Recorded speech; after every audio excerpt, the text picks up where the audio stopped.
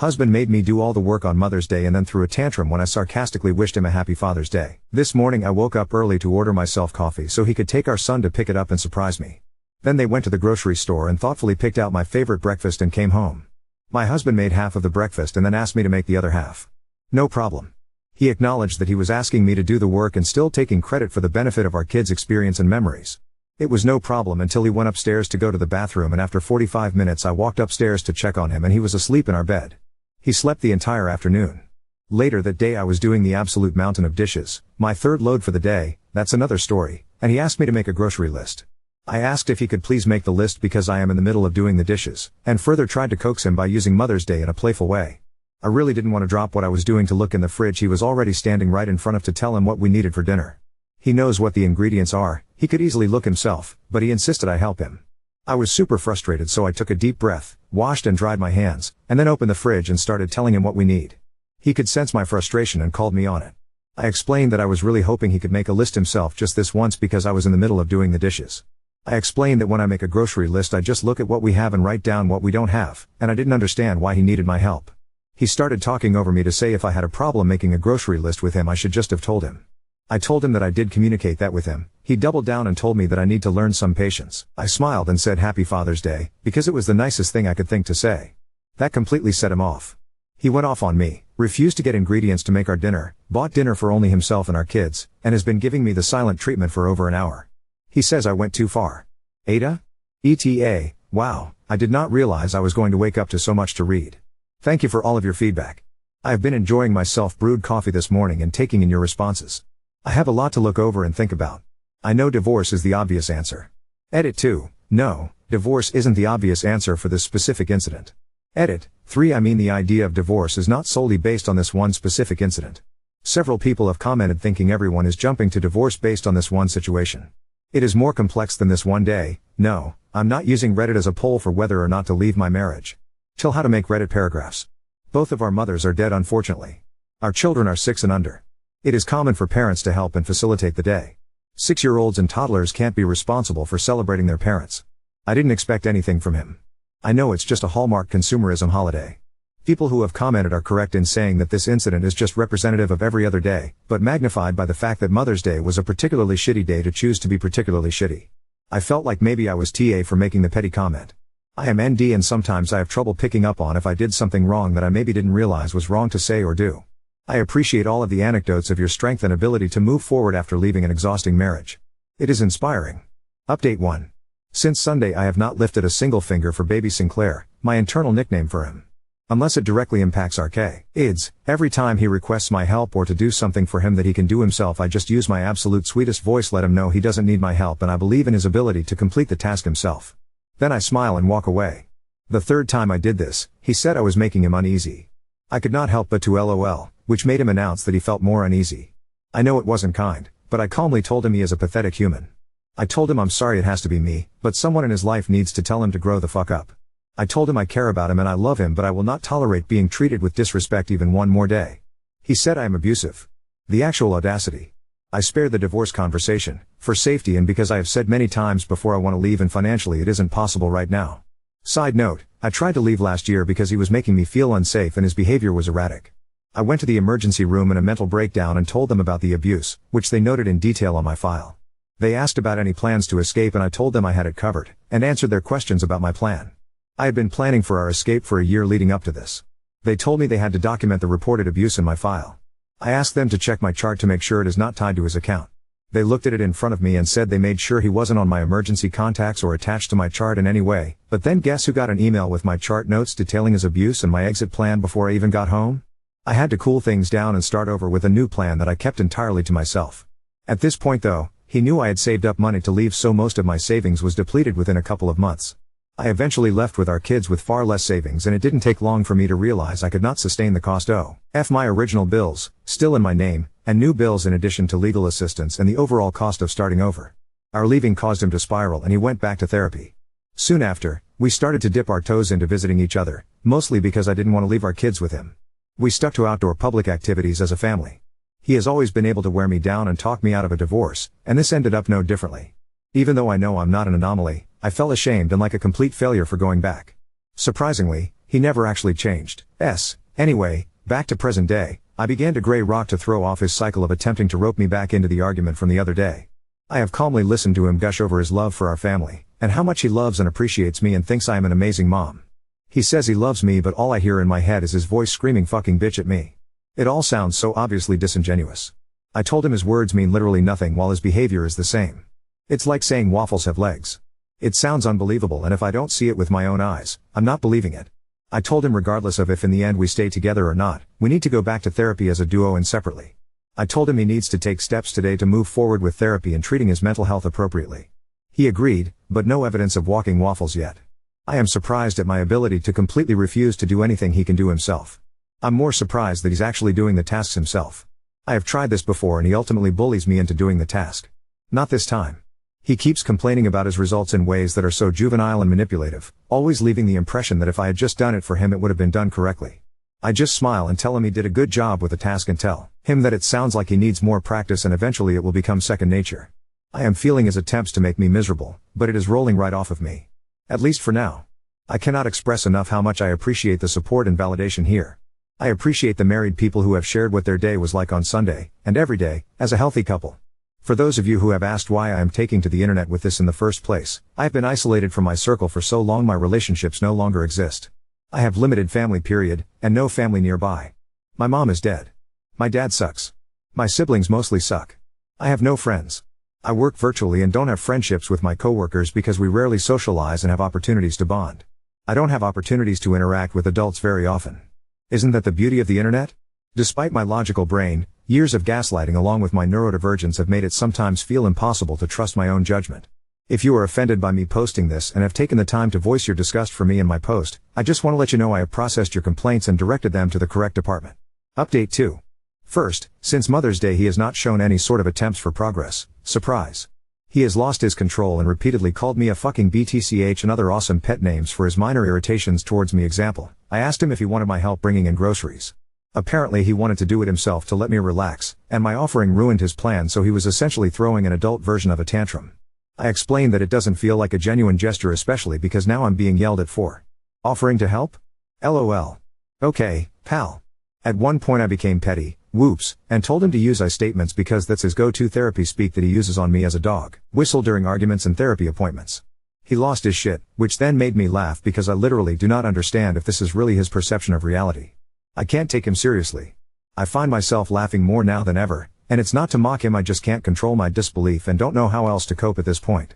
Second, I have realized that while I do love and care about him, it is clear that he does not respect me as a person, a mother, or his partner. He doesn't respect our kids. I can't realistically continue living with someone who tries to control my entire life. What kind of life is that to live? I took advice from many comments left on my original post and reached out to friends and family I had been isolated from. The reception was better than I anticipated. I didn't expect the hurt I felt when I found out every single one of them said they wondered if I was in an abusive marriage, but not one of them ever asked me directly when I completely withdrew. I don't blame them, but it was hard to ignore the pain I felt from that. This was also a reason I never reached out to anyone when things got really bad. It seemed like they have their own lives to worry about and clearly weren't concerned about my absence. A couple of the people I reached out to were lifelong friends that I had to formally end friendships with when I started dating my husband because of his jealousy, and I never got to mourn those friendships. It felt like a piece of me that had been broken began to heal. Anyway, it was a positive step because some of my family members were relieved I opened up to them, and now I don't feel so isolated and alone. So thank you to everyone who encouraged me to do that. 4. I am not sure what my next steps are, but I am feeling more confident in my path forward.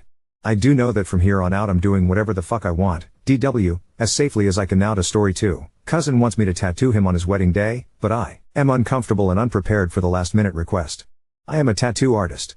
I've done an apprenticeship the first year of tattooing.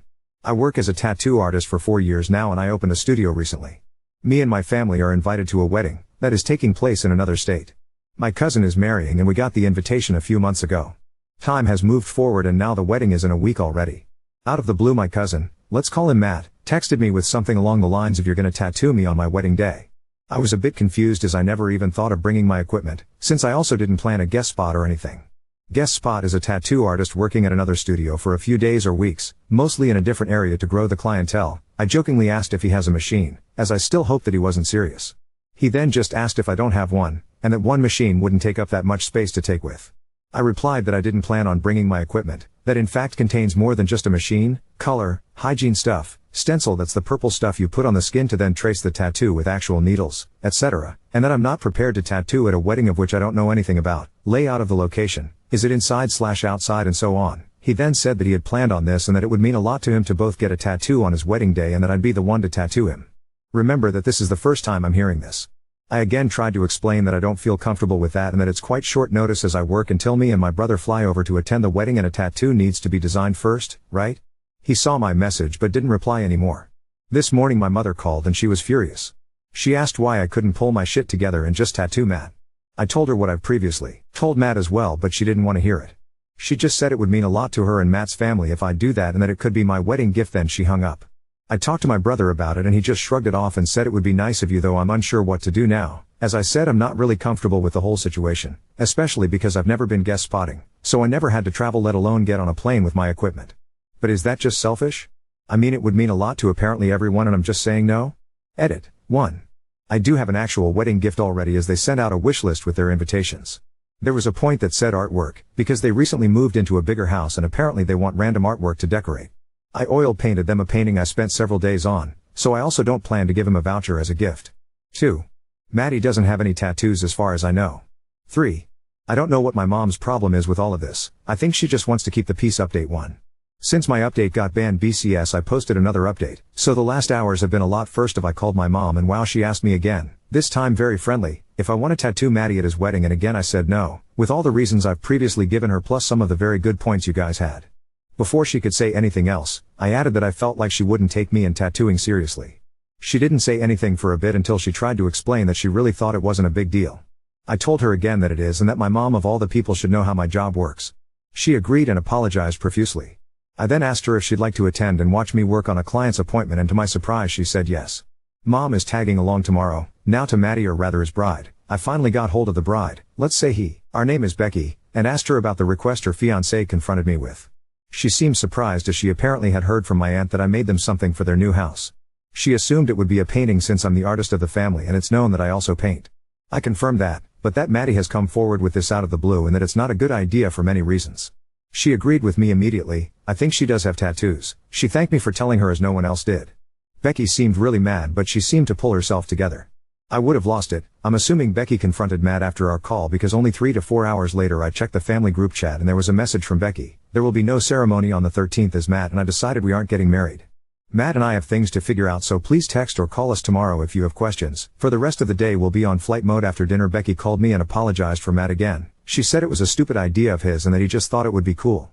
She then informed me that she still wants me to fly over for the wedding day as she will be hosting a party instead of a wedding. Everything is paid for anyways and she doesn't want anything to go to waste. I asked if they broke up. Not yet, but I'm gonna stay at my sister's place until next week. I'm assuming Matt hasn't been too great, but I'm sure I'll hear about it. Apparently my brother and my mom aren't invited. Lol. My call must have been the last straw, but as far as I am concerned Becky is handling it gracefully and Matt will be okay too, I'm sure. So I'm going to a party, but did I just make a new friend? Thanks y'all for having my back. Update 2. So because a lot of you wanted to know how the bring your mom to work day was, I picked her up in the morning and we headed to the studio. I showed her around, told her a few background stories about some of the artworks and photos that are hanging on our walls and explained her my routine as I prepared everything. My client arrived and I handled it like I usually would, just with my mom sitting there. Lol. I explained every step of the process and she also asked me questions about my ink, needles, technique, etc. It was a lot of fun having her around and she really did surprise me with her openness and interest. When I was done with tattooing my mother had to leave for work, but thanked and hugged me for bringing her along, as she not only enjoyed spending time with me but also loved seeing me doing my job so professionally and said that she sees my work and efforts now. To the wedding/party, the party started at 1400 hours as the ceremony was cancelled. I arrived and was immediately welcomed by Becky's sister. She hugged me and helped me with my painting. Everyone was outside, drinking and having a small bite already. I went to say hi to Becky and she hugged me warmly. She seemed tired but otherwise fine. Becky was also smiling a lot, which surprised me. I went to mingle as I didn't want to start off with questioning her. Lol. I met a lot of her friends and apparently the most of them weren't too fond of Matt. I heard a few things of how he tried to change Becky to be more like his ex and stuff like that. Not a great look, Maddie. Speaking of, not a single friend or relative of Matt was around. Besides me and one other cousin. Later as we sat down to eat, I asked if could join Becky's table. They said yes, so I was sitting with Becky, her sister and 3 of her friends. I introduced myself to one of them, haven't talked to him before, And Becky added that I'm Mott's cousin, the one who was supposed to tattoo. A simultaneous "oh" came from everyone. And with that, the conversation was about Matt from the get-go. I asked what happened. The sister just rolled her eyes and was like, "What didn't?" Becky and friends told me, a while ago Matt has apparently started to pick on Becky for being herself in various ways. It started small, like asking her to change her sports routine from workouts to only running. Then he criticized her cooking as he prefers to eat more meat and more traditionally. They discussed these topics and it always seemed fine, but he didn't stop. He asked her if she couldn't let her hair grow or get extensions, and speaking of hair, if she couldn't get them bright. Becky has shoulder-long black hair. More and more seemed to pile up until he also started to make comments along the line of, "Can't you be more like my ex?" As I understand it, he didn't say it specifically, but it was clear he meant it like that. His ex is from Texas. I was shocked. I asked why she didn't break up because of that, but Becky explained that in the situations it didn't seem as bad as when you list those reasons. She had also made a few changes to make Maddie happy but continued to do what she wanted most of the time. Time went on and the issues resurfaced again and again in different ways. The last big fight was only a few weeks ago, when Maddie called Becky by his ex's name. They somehow settled this, so let's skip forward to when I called Becky about the tattoo idea. After our call, she went up to Matt and asked him why he didn't talk to her about it and why he would just decide doing something like that on their wedding day. He explained that he wanted to surprise her and stuff like that. Becky went on telling him this wasn't happening and that she wanted to be able to enjoy the wedding and their honeymoon. Again, they seemed to agree in the end and he apologized. But later, this almost threw me. As Becky was starting to cook dinner and Matt was sitting at the counter, they talked about tattoos again. Apparently really chill discussion about tattoos in general, and Becky asked him playfully what he intended on getting tattooed. He gestured across his chest and said, "I want my birth date, our wedding date and why, our birth date, so, insert his BD /06.13.2024 insert BD /. Becky said she went blind for a millisecond. That third date was in fact not her birthday. She asked him again and he repeated the same dates. She then said that this isn't her birth date. He persisted that it was and that she should stop trying to fool him. She said she started to cry and ran to get her purse to show him her driver's license. That's when his face slipped. He tried to get out of it by making excuses that he isn't good with dates, etc., but Becky just went straight to her phone and checked Facebook. She found his ex's profile showing her birthday. It was the date he would have gotten tattooed on his chest, if I hadn't said no and also called Becky. My dumbass cousin would have ended up with the birthday of his ex-girlfriend next to his wedding date. Becky said he more or less told him it was over and that this is enough. She started to immediately reorganize the whole wedding and honeymoon while kicking him out of the house. A bit later she called me back. She also mentioned that she didn't want to say what happened on the phone as she thought I might tell my family and she really didn't want to hear about it. Fair, I get that. Becky changed the honeymoon booking and is now taking her best friend. Also, if you're wondering, Becky's dad is currently the owner of their house as they agreed to slowly pay him back, due to his financial wealth and stability that made more sense this way. As far as I know, Becky is going to stay there. Anyways, that's the tea, folks. This was truly a wild ride and I am pretty sure Becky and I are going to be good friends. We really hit it off.